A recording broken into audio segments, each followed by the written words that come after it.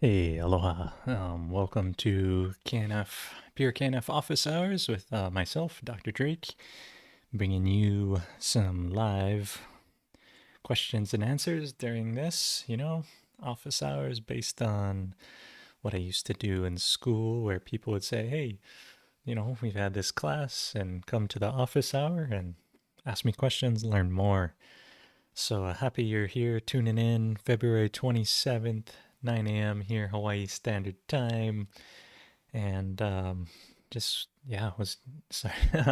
Might have been a few seconds late because I was just getting these questions together. But wanted to start off today with a little bit of the I Ching, which today is dispersion or dissolution. And it says, disperse hard attitudes with gentleness. So the hexagram Hwan comes to indicate there are rigidity and harshness present either in yourself or others, and that they should be dissolved now for the benefit of all. Whenever we fall into a negative state, such as judgment, anger, fear, anxiety, or desire, our attitude becomes structured and inflexible. As long as we remain in this condition, we cannot receive the assistance of the higher power. Therefore, if we wish for a return to good fortune now, we must take steps to dissolve the hardness. The image of Hwan is that of a warm spring wind steadily dissolving winter ice. This is meant to teach us that through perseverance and gentleness, rather than aggressiveness, we overcome what is hard. The I Ching counsels the use of religious forces now. Employ music, prayer, meditation, a common project, or some other form of sacred concentration or ceremony to release the pent-up energy in yourself and others. Allow harsh and unforgiving feelings to be carried away by the song of a flute, the reverberation of a drum, or the sound of wind through the trees. In your mind's eye, see where the flow of positive energy is blocked, and then imagine this place as an ice flow, breaking up in a thawing river. Until the inflexibility is removed, there can be no unity, either within your own spirit, with others, or with the sage. Remember that inferior emotions are hard, whereas the attitudes of the superior person, acceptance, detachment, modesty, innocence, and equanimity, have a quality of softness to them. By returning to this now, you ensure your own good fortune. So, so dissolving all that harshness, any bad feelings we have. Talk about, one way to do that is through natural farming, dissolving hard, compact soil by putting microorganisms deep in there, by feeding them, a common project such as bringing the earth back to life. Hey, what's up, George? What could be better than the natural farmers all working together to do this, right? And setting aside the harshness of our ego. Sometimes working together with folks not always the easiest. Different egos come up. Different people want to do these different things. Certain people put other people down, trying to climb up to be the best, the king of this, the king of that, the father of this, the father of that. But I've been doing, this. So I'll jump into questions here in a minute. But this week for me, been just on the edge teaching natural farming for like the past 3 weeks, and just, oh man, my farm goes up, goes down, but I really need time to just do maintenance. Like this last week, I finally had some time, fixed both my sprayers, which I use, in case you're interested.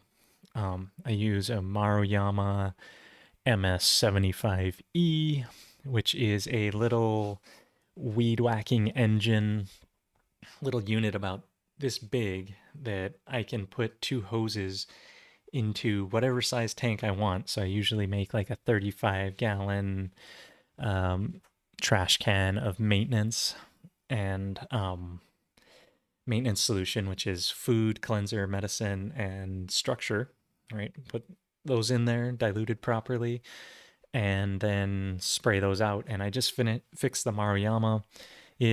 Its exhaust port screen was clogged with carbon. Just I think the thing had tipped over and the fuel didn't burn right, and it got clogged up. And then the bolt seized, so I had to get out the what is that, like an angle grinder with a little metal cutter and cut the bolts off, and then pull them out and then retap new bolts in. And what a bummer. But hopefully this time it won't get seized up. And then so I use that for my garden on foot. It has about a 25-foot or maybe a 50-foot hose, and that enables me to make a tank in the center and then just walk around and walk through everything. And I'm not carrying a bunch of water on my back. I just have the spray nozzle in my hand and a little tube to hose to carry with me. So I got that Maruyama running really well, which is great because that helps me get all the garden done.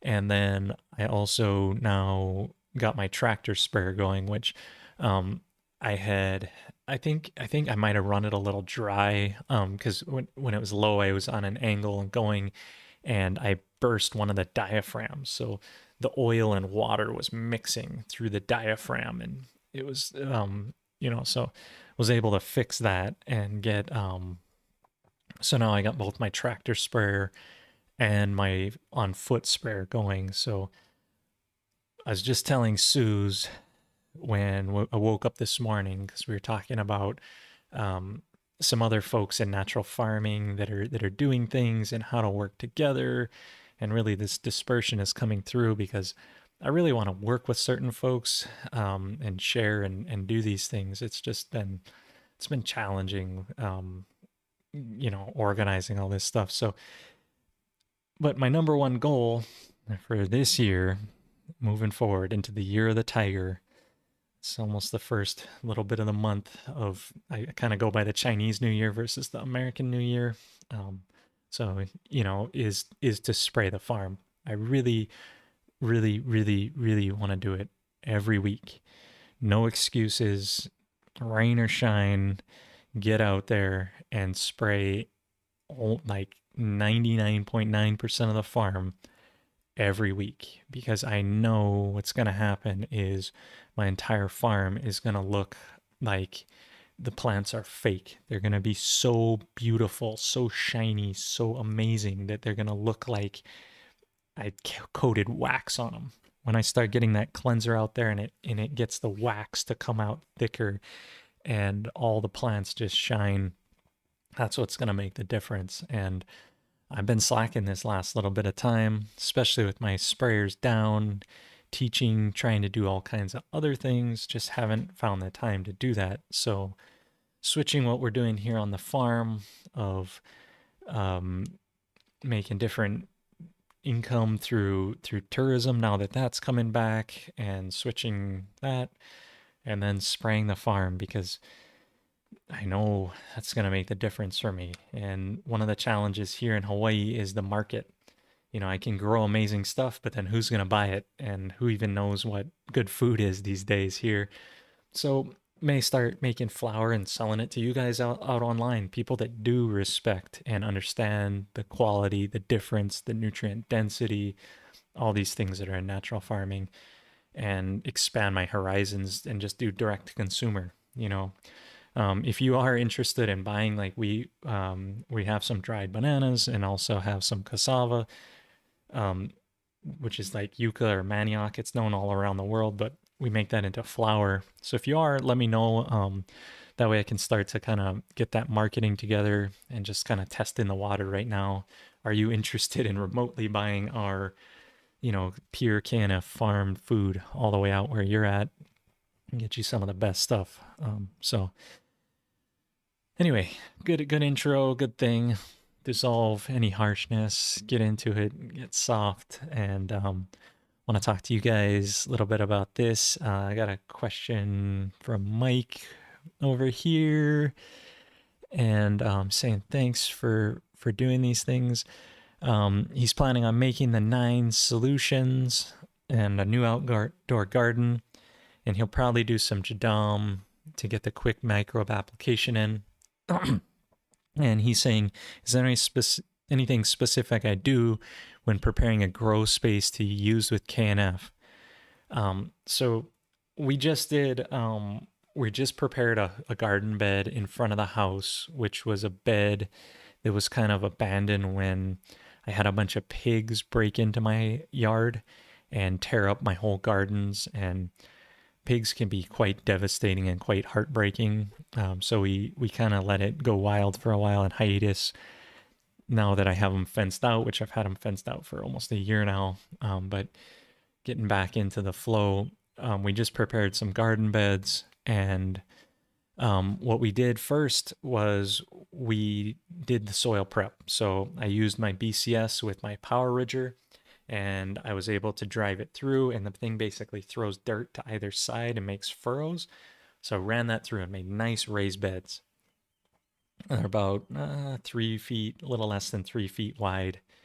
Then next thing I did was come in with some biochar that I soaked in fish amino acid. So I soaked it in the KNF fuel, because KNF fuel, if you call it fuel, it makes sense. If you call it fish amino acid, it's like, why did you soak it in fish? But if you call it fuel, you totally understand. I added fuel to the charcoal, which then gave the foundation for that charcoal to hold that fuel and then slow release it to the garden bed. So then I put IMO4 over the top, and then I came in with the maintenance solution, plus minerals and protectors. So, and watered that in. And that's the standard formula. But then since I was doing a class and I had a bunch of folks here, we also made some disgustingly cheap jadam microbe solution and watered that on top of that as well, and drenched all that in.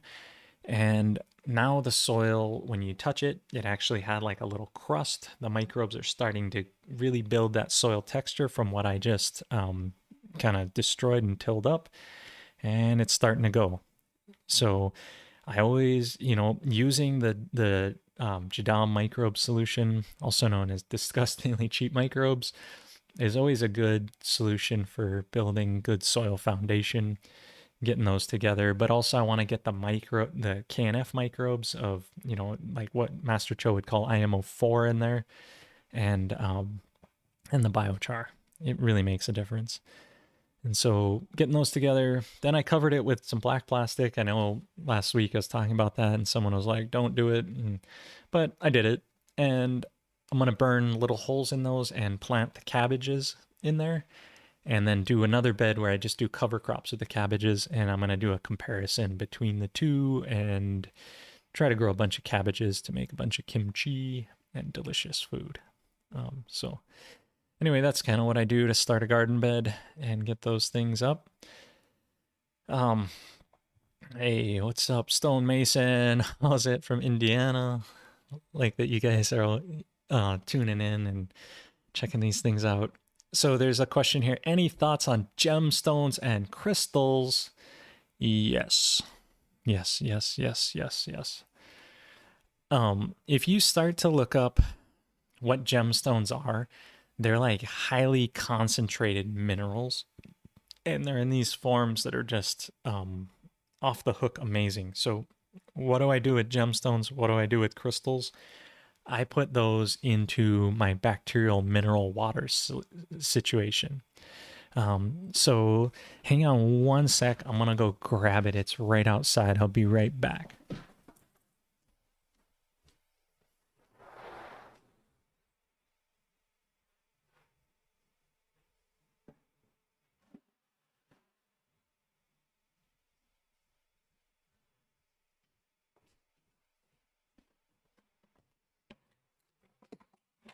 Oh.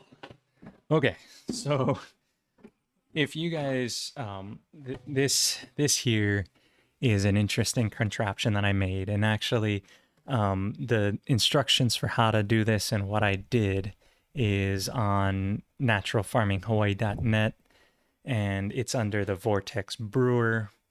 But since we're here, I just wanted to show you what I've set up here. And so this is like one of those water containers that you buy. You know, they just set it on those things and be full of water, get fresh water into your thing. I set it up so that it comes down into this, what is this? 1.5 inch pipe here. And I just used ABS. You could have used PVC. I don't know why I used ABS, but the water goes into here, comes down. Right here is where I put in an air pump. So an air pump is pushing air into here. When the water comes down and the air comes here, the bubbles drive the water up this tube, all the way up to the top of this tube. And then on top of this is placed a bucket. And this bucket goes right in here with this little nozzle, like so, sitting in here like this. And then on top of this has a thing, pipe, so that this comes back. So get it far enough away you can see it, maybe this way. Okay, so this whole system is coming around and creates a loop, and what happens is the water flows around that loop.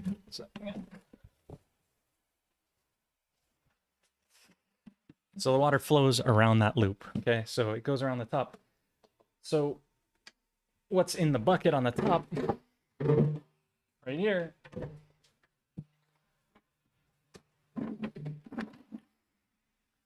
besides having my input nozzle in here are a bunch of crystals.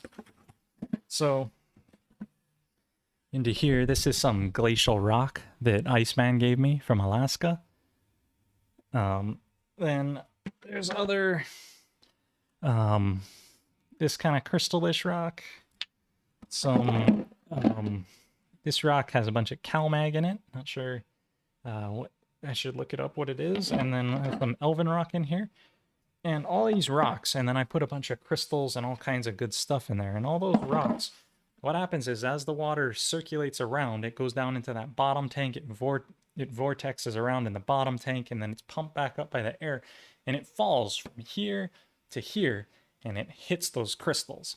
And as it splashes down and it hits them with quite a lot of force, the crystals are able to pull the water in the crystals and the bacteria and stuff that starts to grow on there, because there's actually, once I run it for a bit, there's biofilms that grow on there, and they're actually solubilizing those crystals just at the small amount. Like, I don't need a whole bunch of it because they're so concentrated, but just that small amount of the biofilms growing, solubilizing the water, hitting that extra oxygen, pulling those crystals out, which looks like it's a little bit laggy when I was showing that stuff and demonstrating it. So if you do want to see the whole video, again, it's at naturalfarminghawaii.net, and I show about how to build this Vortex Brewer and what I did and which pieces I used and all that. But that's how I'm using a bunch of crystals, is put them in there, run that machine for quite a while.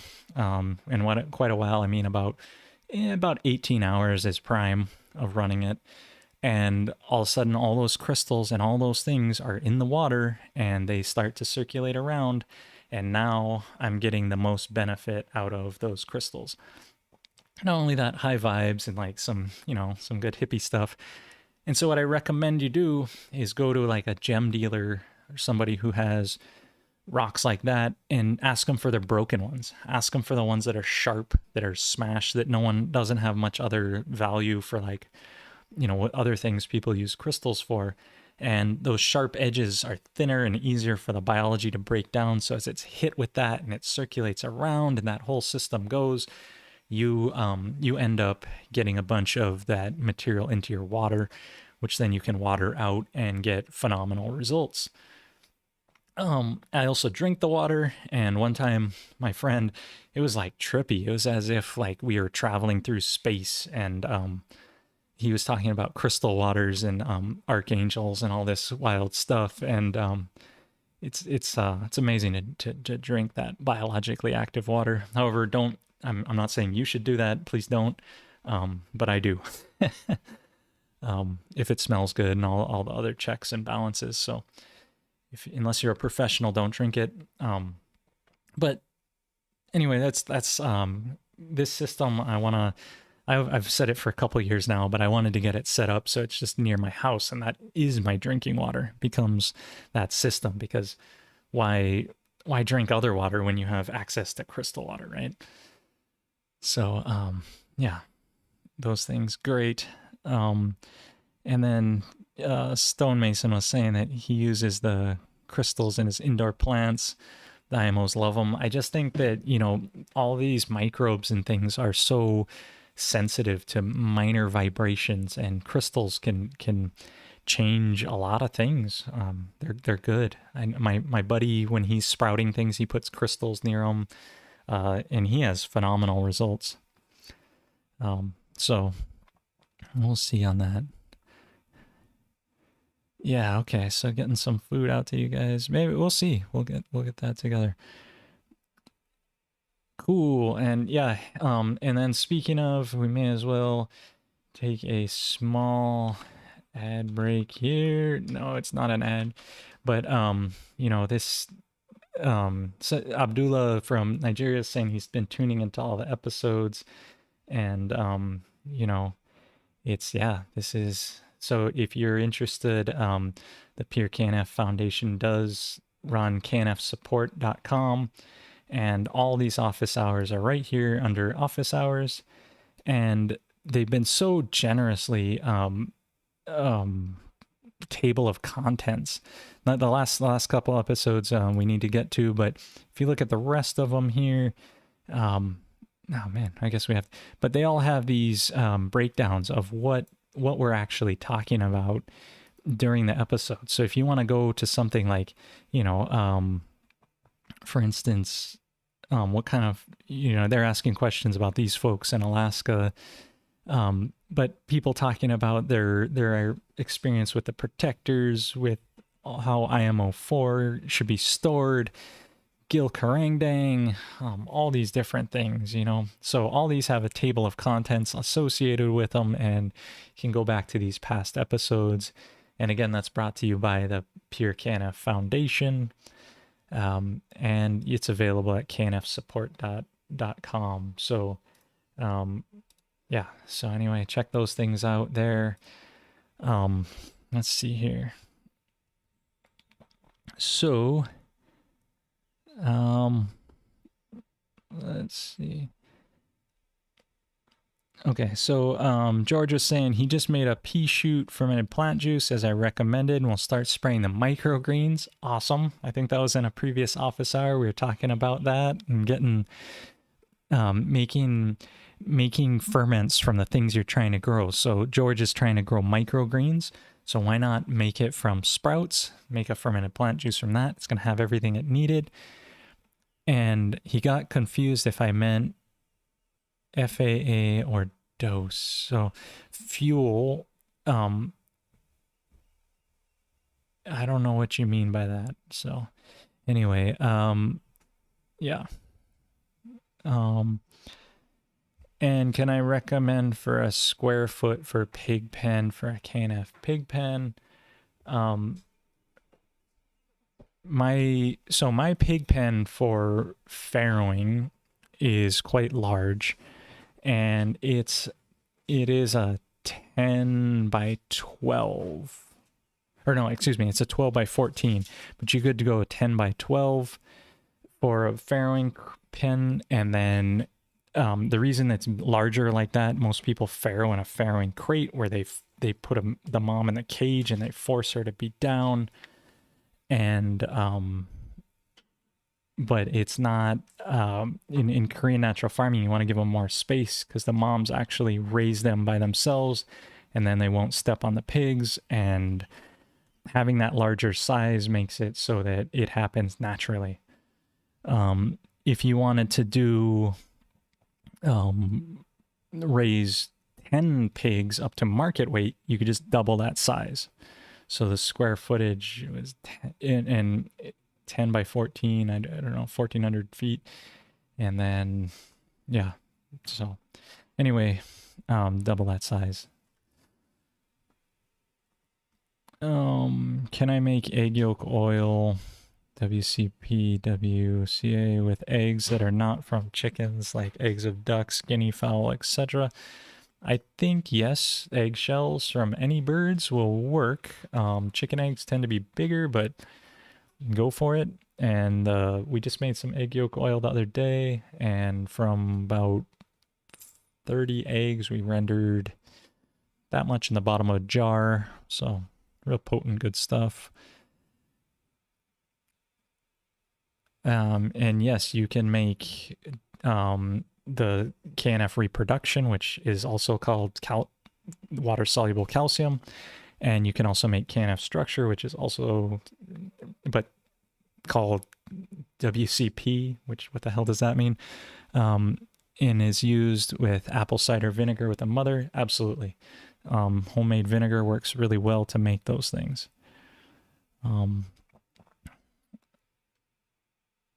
Okay, so Stonemason is asking, what do you use to make a wetting agent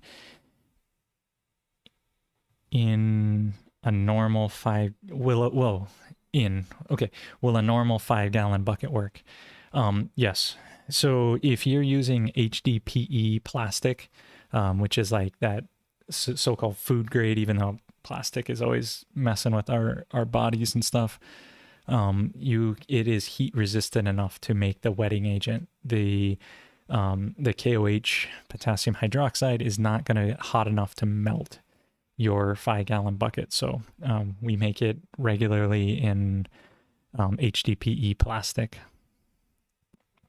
And then Abduli is asking, can I keep calcium and calcium phosphate outside the fridge, maybe in a cupboard, and for how long?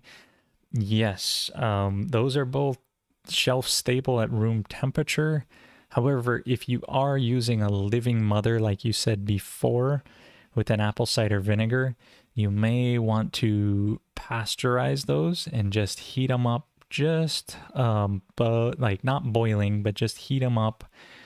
Just, I don't know what pasteurization is, what temperature, but heat those up just a little bit, so that they don't grow mothers and continue to grow. I've come back to my calcium sometimes, and then there's a mother on top, and it's because I've used a living vinegar. Most of the time I use like Heinz white vinegar, because I'm just wanting that acetic acid, and I don't really care about the other stuff that's in there. And typically apple cider vinegar for me is much more expensive. So when I'm making a large volume of the calciums or calcium phosphate, I'll use those and not get that mother to grow.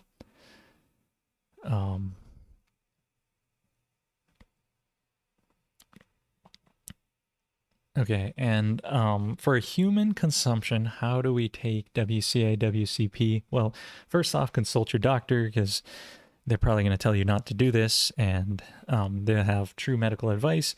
My anecdotal stuff of what I do, and I can't make a recommendation for you, but what I say I do is just drinking about a spoonful a day of each into water, and a lot of water to dilute it, because it tastes kind of bad by itself. It kind of, I don't know, it gives me a little funky feeling if I just drink it by itself. And it really helps to strengthen things up. My bones, my fingernails, everything become very strong by drinking just like a teaspoon, tablespoon, probably a teaspoon is safer. Yep, and thanks, Hawaii Sustainable. Back to the gnarly tilling in plastic. I'd love to hear from you how you deal with things and how much labor you spend and how you do it without it. Yeah, you gotta make a decision somewhere. And appreciate the troll though. Um, what could be the result of fermenting egg yolk with brown sugar? I have no idea. Never done that. Not sure what would happen. Any ideas on how to utilize weeds in natural farming? Yep. Weeds are your friends, and either, managing them to keep them out of your crops, but anytime you pull them, put them into a barrel, fill that barrel with water. It will rot after 3 to 4 days, maybe a week. The longer you let it go, the more it breaks down, the stinkier it gets. And that you can spread that water out as a food. It's just a cheap, gross, I call it disgustingly cheap food is a way to do it. Yep, an eyewitness is saying HDPE. What's up, eyewitness? I'm glad you're back in Florida, man. Hope everything went well on your trip and all that. It's good to be with you last week. But yeah, now eyewitness came out here, got trained up, and now he's the dude in Florida, man. You want to find someone that knows natural farming, I would check out Thomas, and he's gonna be working with his church to get a little bit of the natural farming going in Florida and spreading those things out. So thank you, Stonemason. Appreciate you kicking down with some super chats. And it's always nice to get feel like my Sunday is supported, and appreciate you and all you've been every week been kicking down, man. So I appreciate it. Really makes a difference for me. And Eyewitness the other day was like, man, that's when he was here, he was like, man, that was a lot of work to do that. And I'm like, yeah, and every week showing up. So every time I get a donation back and feel that reciprocation, man, it's good. But if you're just out there, you can donate to me or just do natural farming, spread it, change the world, make your place a better, healthier thing, because our ocean is all connected. And yeah, GoPro, you guys, man, thank you. Nourishing the show, keeping it going. And yeah, rewatching these things, putting them out as a library of something good. Yeah. And Eyewitness also reinforcing that idea with the vinegar without the mother and just using the other stuff. Yep. And that's because he came out here to learn. So he can probably host an office hours just as well as I can at this point. I love passing on the knowledge, training up other folks, getting that together. And unfortunately, I don't have any classes listed anymore, and I'm not sure I'll be teaching at all here at the farm unless it's by demand. So if you do want to come out here and you are serious, send me an email. You can also email me questions for this that I can get to later. And it's Drake, DRAKE, at pureknf.org. So reach out if you do want to come out here and train and do all that. But kind of switching how the farm's going. So, okay. Yeah. So talking about the JLF, yeah, I just call it disgustingly cheap food for those foods. Let's see, every time I touch the chat, it scrolls down, so I apologize. Where can we buy your book? Hard copy has been sold out at the website. Yep, I haven't been pushing out hard copies because I've been in the process of updating the book. Each time it gets better, but I do think I am close to having an edition. And now that I have a little bit more time based on how we're switching the farm, I do want to spend more time to get that done and get it out and get it, inexpensively to you guys, all these recipes and all these things. And I just found out someone else was pirating my book and selling it, which is crazy. And thanks, Geologigraph, for that kick down, man. I appreciate it. It's the first time I've seen you here today or in the show, but appreciate these things. What do I look for a spot when I do an IMO collection? Mike's asking. And what do? I look for, I like to collect around bamboos. Almost always they look healthy. I also look for bananas. I'm also looking for deep leaf litter accumulation. So if I'm going into a forest, I don't want to collect around pine needles, but where there's big, broad leaves that are decaying on the ground. Usually you start digging around under those and you'll find a real nice soil texture where you start digging into it. Instead of the soil being flat, it's turned into these balls, like as if it's tiny pebbles and stones in there. That is an indicator of good soil microbes, good things that are growing, that you that's the same soil condition you want to happen in your field. When you get those balls to ball up, it's because the bacteria and the fungus is rolling it up into a ball, and that's what's creating soil texture, which is bringing air, water, and everything you need into the soil. So I look for really healthy trees. The healthier the better, and a little bit higher altitude is preferable.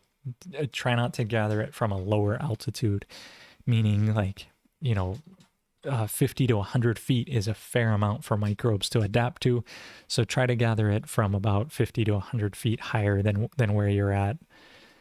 And those are the things I look for. They're pretty simple, less disturbance, all those things. And the Goof Man is all about this. He knows all these things.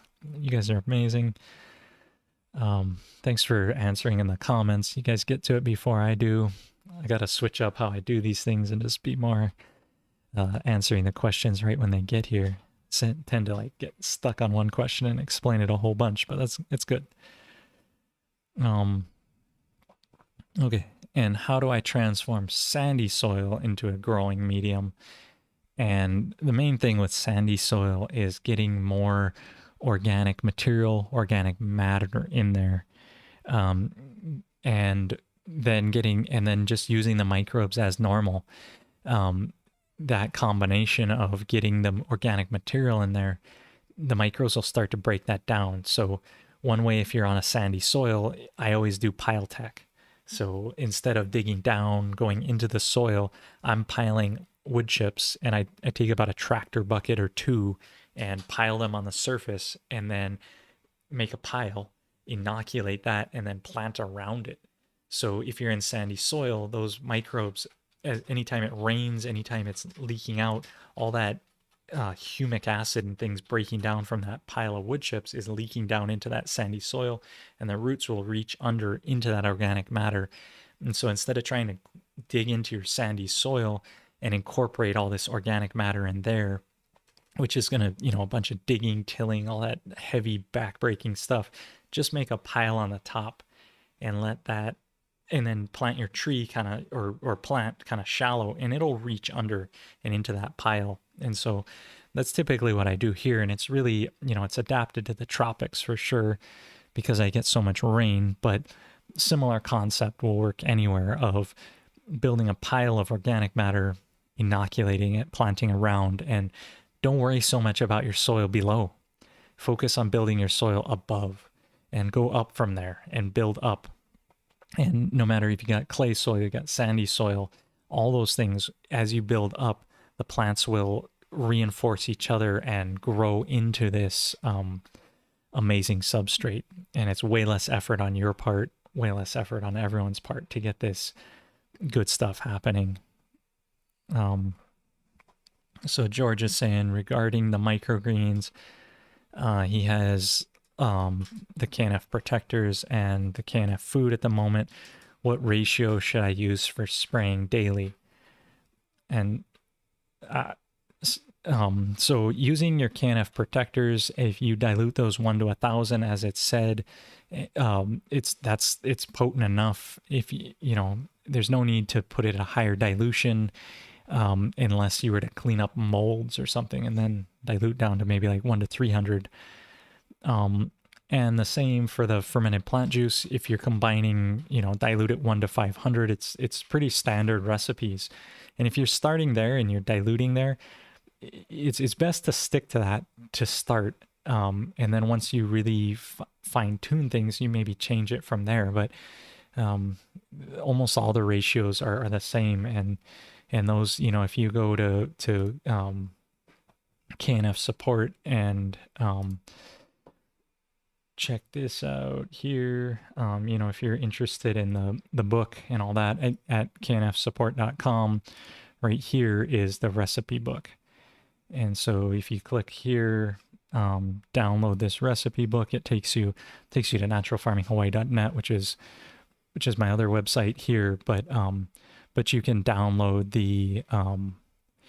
the recipe book here, which gives you all the formulas.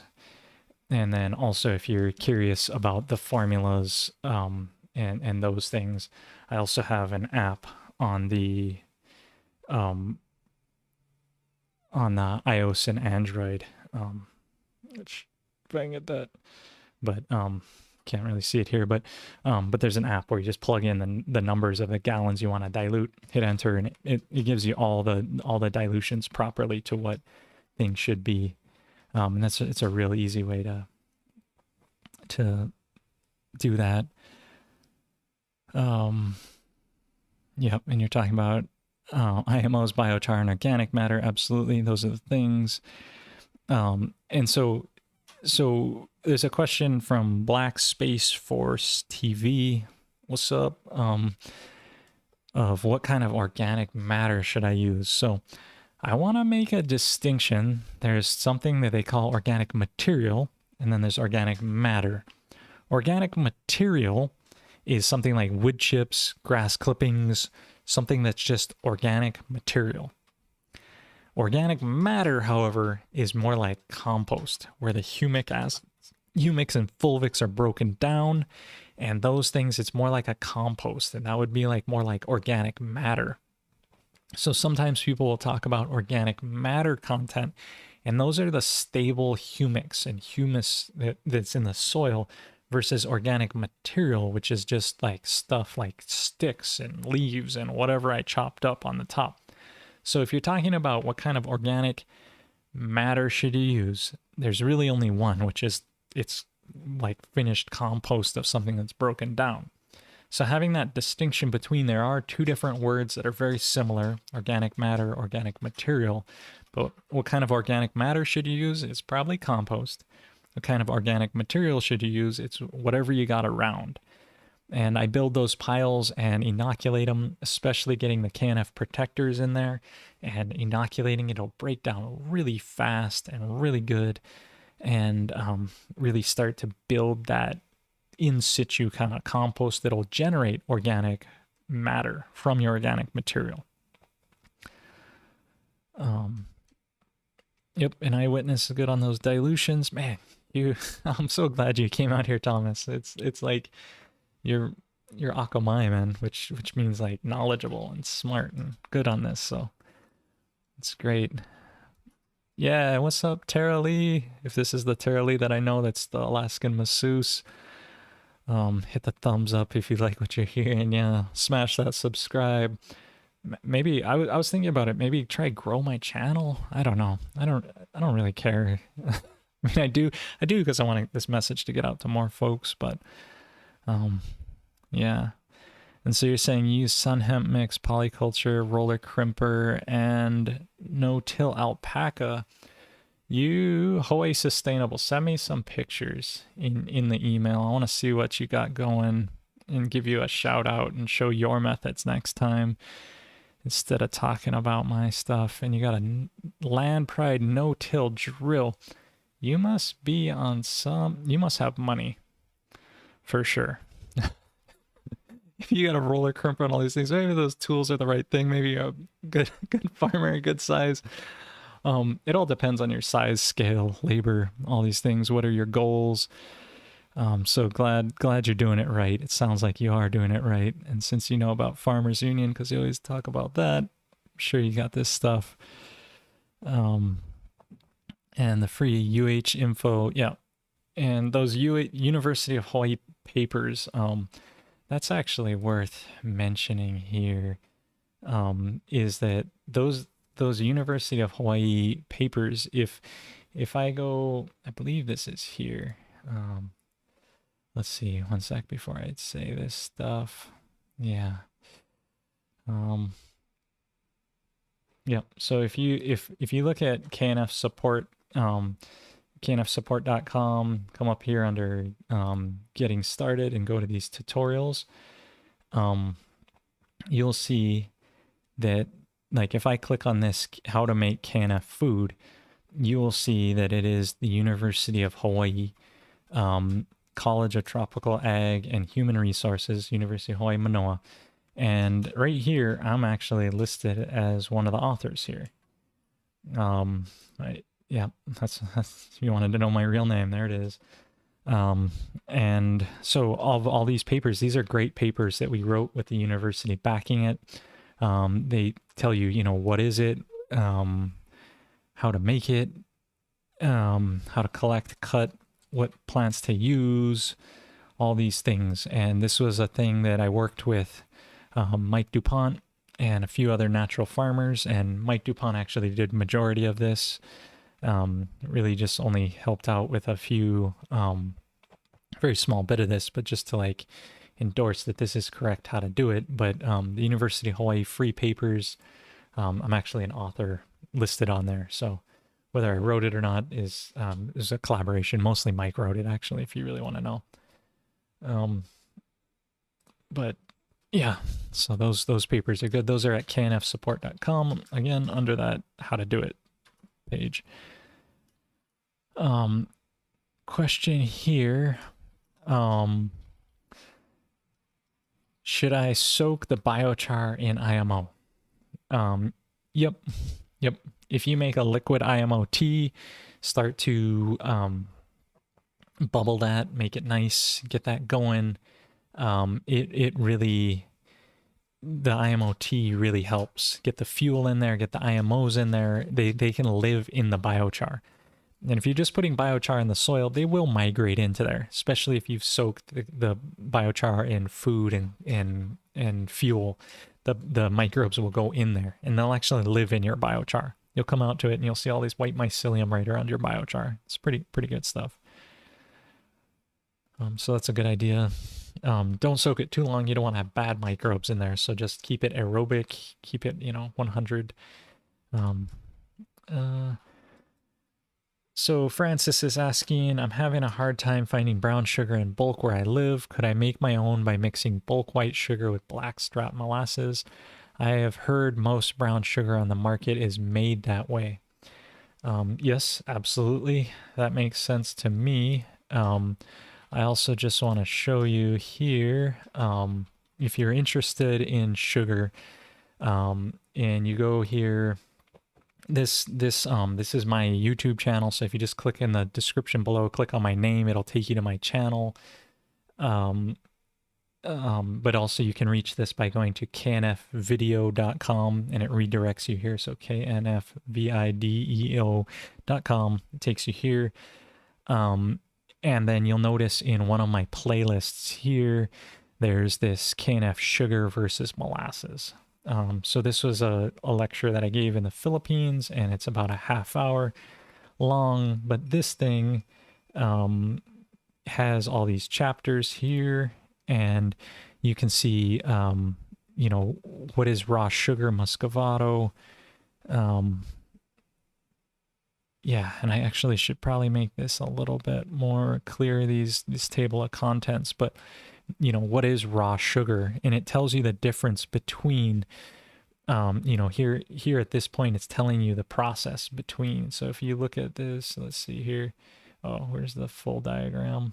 Anyway, let's see. Okay, here. So it's showing you this diagram of how sugar is refined, of what comes out, and then, they're taking raw sugar, they separate into white sugar and molasses. So if you combine those back, you can make brown sugar. So this video here, KNF sugar versus molasses, goes through this whole thing.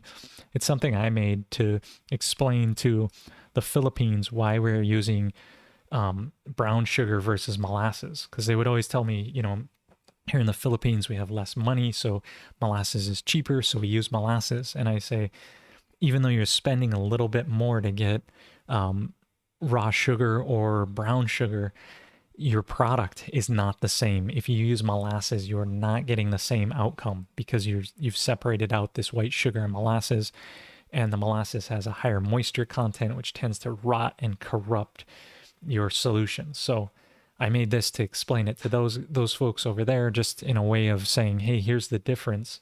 Because when I was in the Philippines, every solution I tasted tastes like vinegar, and it's because they use molasses instead of brown sugar to try to stabilize these things. their KNF solutions, and it does not work. After a while of storage, they all turn to vinegar. So I put that thing out on sugar. It's hugely vital. So if you're curious about sugar at all, you want to learn more, that's where you go to that video, check it out. It's right on my featured videos. So too many tourists. Could I get access to the OG info in the Korean language? I do have some books that are in Korean, so if you wanted to get those books from me, check it out. Send me an email. I'll correspond with you, see what we can do. Yeah. Thanks, Eyewitness. It was great having you here, man. Let's see. Coming down. Hopefully I'm not skipping any of these. And if you really want your question answered quick, man, throw it in a super chat and I'll get to it right away, because yeah, get some priority there. Otherwise I'm just scrolling through and still appreciating it from you. Hey, thanks, Jennifer. Awesome that you're kicking down with a sticker. So nice to see you here. Thanks for being part of the foundation and helping out in so many ways, doing the table of contents and all that. Okay, and so the Goof Man is talking about, I think, raw sugar, where it comes in those grains, and that's like sugar in the raw, like that brand of sugar. And I do find that, yeah, those crystals are too big, and so I run it through a blender first to make it real fine, because otherwise trying to ferment with huge crystals, it doesn't stick against the plant material well enough. But if you're just super saturating something like that, the other one the big crystals should work fine as they dissolve into your solution. And so Eyewitness is saying, if you're adding molasses, then you'll be adding moisture to your sugar. The reason for sugar creates osmotic pressure. What you need is the dryness of the sugar. Yep. And Eyewitness, just so you know, adding the molasses adds some of the minerals back. So if you do balance it just right and do add just a tiny bit of the molasses in, it will add the minerals back that have been extracted from the white sugar. So it can help you. And there's a reason for adding a little bit of the molasses back, and it's explained pretty well in that video. So do check it out and see what's going on. And it is Tara that I know. Hey, how's it? Hope things are going good for you. And if you're in Alaska, maybe hook up with Gerard. You guys can do, I'm not sure if you're in Anchorage or not, but that's where he's at. Got some folks in Homer now. Look up Iceman and Donna Ray out at Oceanside Farms, wherever you are up there. Find the natural farmers, join them, be and grow the movement. Okay, so, yep, and cheaper. Okay, so for a 20 by 14 for 1 feeder pig, or 10 by 14 for 2, does it make any difference if you use hardwood or conifer to bury under? Okay, so I think Wesley here is talking about pig pens, and he's saying a 20 by 14, actually a 24 by 14 should accommodate 10 pigs to market weight. 20 feet by 14 feet should accommodate between 8 to 10 pigs. My 10 by 14 is for one big farrowing pig where I just have a mama in there. So, and does it matter? I'm not sure about conifer logs. I think those would work just fine. I wouldn't use it for the wood chips on the top, because the conifer might react kind of weird with the pig. I would use some hardwood, but burying the logs of conifer should be fine. I used rose apple, if that makes any difference. People use coconut around here, but those are what are long and straight and easy to get. Any wood underneath should work really well. Yep. And then Francis, you're talking about the mixture to make the brown sugar back with that tablespoon and those things. Sounds about right. Oh, there was a whole bunch of comments coming in. Okay. Yep. So these things, you guys are on it with the sugar again. Watch that video. Yep. It's all good reading through. What's up, Oklahoma? How you guys, Red Eagle? What's up? I should get Tyler's coffee place and let you guys know what it is in OKC. Um, okay, if I grow farm coal, oh, okay, organic farm grown coal. So you're growing sugarcane. If use sugar, oh, you're talking about using organic sugar. Yep, if you can get it, use it. But it's expensive, all those things, and they do use gnarly Roundup on sugar just before harvest and all these things, so those are always good. Okay. And Maui no Oi. Yeah. If you can get the sugar mill going again with organic sugar, man, I would be stoked. Why sustainable, man. That was one goal of mine, and I hope that works. Cool. And yeah, sharing it with local permaculture. I think KNF and permaculture, two peas in a pod, man. Those two together, we're gonna make it good. And Hawaii Sustainable, the Haleakala chapter. Shout out to Reba. Yeah. If you have sugar cane, you should be good to go. You're calling it. Okay, so you guys still talking about sugar. That's okay. Okay, so you're Black Space Force TV is asking, when he's making IMOs, does it matter if the water is cold or not? I would use warm, or like warm water, like something you want to bathe in for best results. If you're getting cold water, it's just like you jump in cold water. You're going to want to get out pretty soon, but if it's nice and warm, you're going to get even better reaction. So if it's cold, you're going to get slow microbe growth. If you throw a bucket heater in there and get it up to where it's, room temperature or something, you'll probably get even better results. You don't want to have it hot because you'll grow things. So don't make it hotter than, like, I don't know, 100 degrees or something. I would say like 70 to 80 degrees is around where you want to be at if you make it hotter than that. Okay, so got a couple more questions here, and appreciate all the super chats. Just want to thank you guys for helping support the show. I see the sticker, it says you're amazing. I really feel like that when I get these things. Yeah, appreciate it from you guys. So how do you use KNF to control moss on fruit trees? Now, this is a great question. So, if you got moss and it's growing on your tree, sometimes it's caused by sunburn. So if your plant doesn't have enough oxygen, it drops leaves, and then the bark then gets hit by the sun, and then you get moss. Other times it's just because it's so wet and rainy, and there's all kinds of reasons for moss. One thing you can do, take IMOs. Now make like oatmeal so that and mix in oats so it becomes sticky. You're using the oats as a sticker, like something sticky. It's also a food source. And then get that and actually put it onto the moss on the bark. So the IMOs, the other thing that really helps the bark get rid of the mold is the minerals. So that's seawater. So IMOs and seawater, make a slurry of that with some oatmeal, and then get it and almost paint it onto the moss, and it'll help that.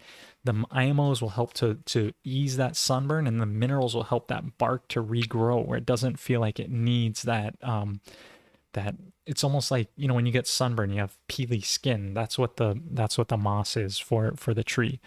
So trying to soothe that and get it pasted on there so it stays, and some sort of sprayer where you can stick it on there. And I should do some good experiments with that to see and show actual before and afters with that, because I do have a tree that has some moss and mold on it, so that'd be nice. Okay. So, Black Space Force TV is asking, how do I keep deer and rabbits out of my garden?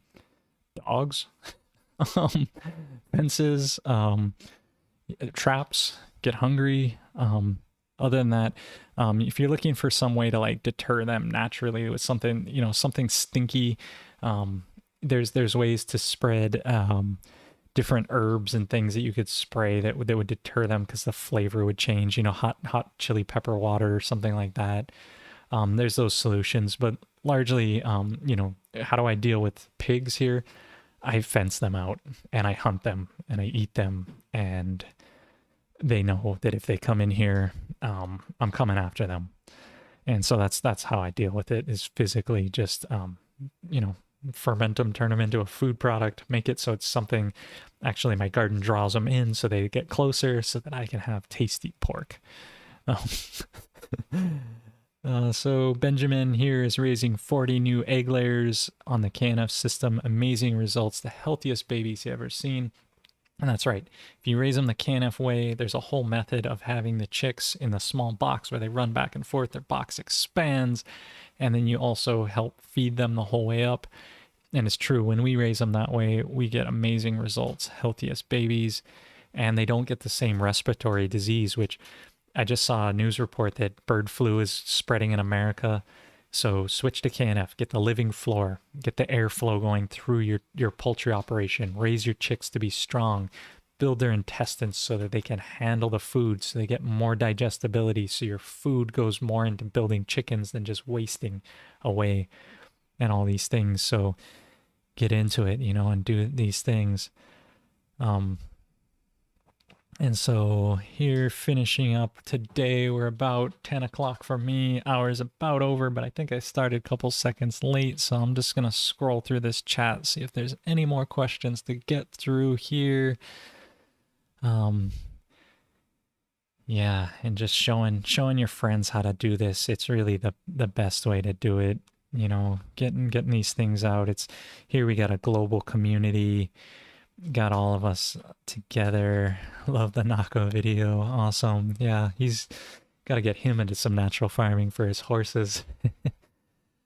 So yeah, you guys talking about those things. So, oh, yeah, cool. And you guys, one guy's really seems like pretty woke in here, going on the birth certificate, death certificate kind of thing. Check out John Levi, those guys. I want to thank you guys for tuning in. Again, if you want to make a tax deductible donation without having YouTube take some of it, and you want to donate directly to our foundation, that can be done. pureknf.org, Pure KNF Foundation, pureknf.org. And way down here at the bottom, you can make a donation to our foundation if you want to do it that way. And or this website has a whole bunch of resources as well, but we really support the KNF support as the question answer way of doing that, linking these two websites together, building out resources for natural farming. Anything you do helps us, we help you. Good relationship that way. I want to thank you for tuning in. And I'll see you next week Sunday, and want to wish you guys a happy week, and hopefully all your microbes go well, all the lactobacillus separates from the curds, and all that. So thanks for tuning in. Tell your friends, share this around, subscribe, whatever you want to do, you know, or not. It's your choice. Shout out to my friend Ottawax for that one. And just, yeah, appreciate you guys. Love you. Aloha. Long live the natural farmer. And thanks. Aloha.